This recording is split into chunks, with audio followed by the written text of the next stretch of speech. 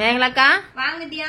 ஒரு டிசைன் அனுப்புனேன், அது எவ்வளவு சார்ஜ் போட்டிருக்கீங்க? 4000 ரூபாய் வரும் வித்யா. என்னக்கா 4000 சொல்றீங்க? ஆமா வித்யா, ஹெவி ஒர்க் தானே, உங்களுக்கு 4000 ரூபாய் வரும் வித்யா. பரவாயில்லைங்க, கம்மல் 2 டிகிரி படிச்சதுக்கு டெய்லரிங் கத்துருந்தாங்க கூட நல்லா தைச்சு பெரிய ஆளாகி பெரிய கடை வச்சிருப்பாங்கக்கா.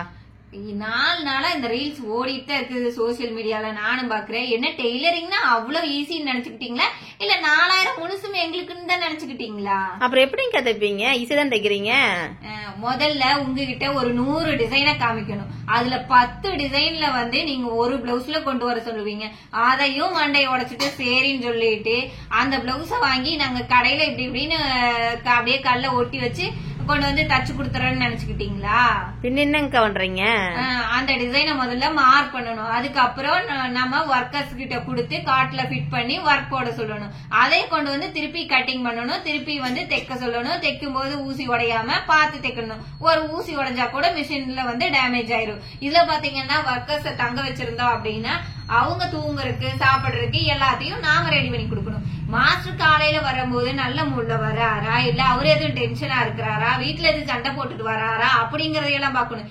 ஏன்னா அந்த கோவத்தை டெய்லரோ மாஸ்டரோ துணியில காமிச்சிட்டா கஸ்டமருக்கு யாருக்கு பதில் சொல்றது? உங்களுக்கு நாங்க தானே பதில் சொல்லணும். அது வேணா அப்படிதாங்கக்கா, உண்மைதாங்க. அவங்க அட்வான்ஸ் கேக்குறப்ப கொடுத்தாலும் பிரச்சனை, கொடுக்கலினாலும் பிரச்சனை. ஏன்னா கொடுத்தாலும் வரமாட்டாங்க, கொடுக்கலினாலும் வரமாட்டாங்க.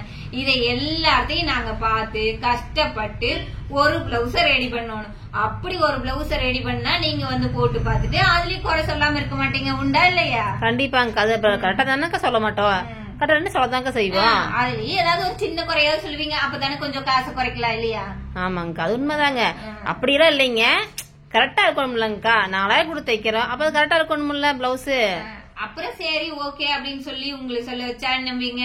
அக்கா இந்த அமௌண்ட் கொஞ்சம் கம்மியா இருக்குது, நான் வீட்டுக்கு போயிட்டு ஜிபே பண்ணட்டுமா அப்படிம்பீங்க. அப்புறம் நாங்க தினம் போன் எடுத்து இந்த ஜிபே பண்ணிட்டீங்களா இல்லையா அப்படின்னு பாத்துக்கிட்டே இருக்கணும். இல்ல அப்படின்னா அக்கா கொஞ்சம் இப்ப ஃபங்க்ஷனா செலவு அதிகமா இருக்குது, அப்புறமா நான் உங்களுக்கு அனுப்புறேன்பீங்க.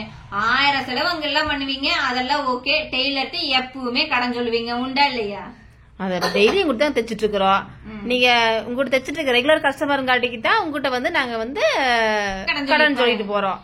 இப்படி எல்லாம் பண்றீங்க.